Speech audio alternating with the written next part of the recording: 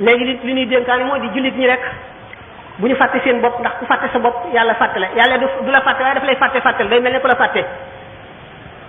kon nag nañ nit ki jiital diineem ci li mu doon, na yéene mbokkum jullitam mu doon rek li mu yéene boppam, na xam ne adduna du dara, ku la ko ëppale taxul mu ëppale la dara, ngëneel yomal xiyaam lay feeñ. te bu boobaa amul luy jëriñ jaam bi illa man atallaha bi qalbin salimin, xol bu mucc rek bu saxal tawxid mooy jëriñ keroog doomu aadama.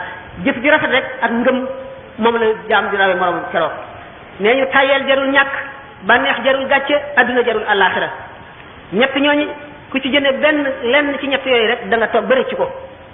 yàlla ku ko jaamul ak lu mën a tee nga jaamu ko da nga toog ba xam ne moom rek ay buur, te da nga rëcc loola le te loola taxoon jaamu woo ko ngay gën a bañ ci adduna.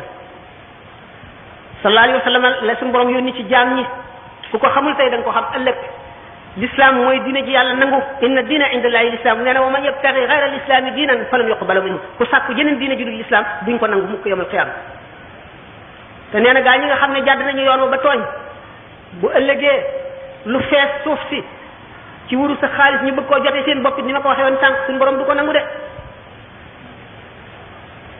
mil'ul ardi dhahaban du ko nangu. te bu keroogee képp koo xam ne jàkkaarloo nga ak mbugal ma mu wër la ne ci nga jëm, da nga bëggoon ñu fab sa ndey ak sa baay ak sa doom ak say xarit ak sa najaay ak sa baay tax ak sa mbokk yépp ak ñi ci àdduna ñëpp ñu sànni leen ca mbugal ma te nga mucc. bi doon donte da ngay toog benn jamono ak heure boo xam ne bii doo lakk te ñoom ñu ne ci safara wi sax doo ko gëmee.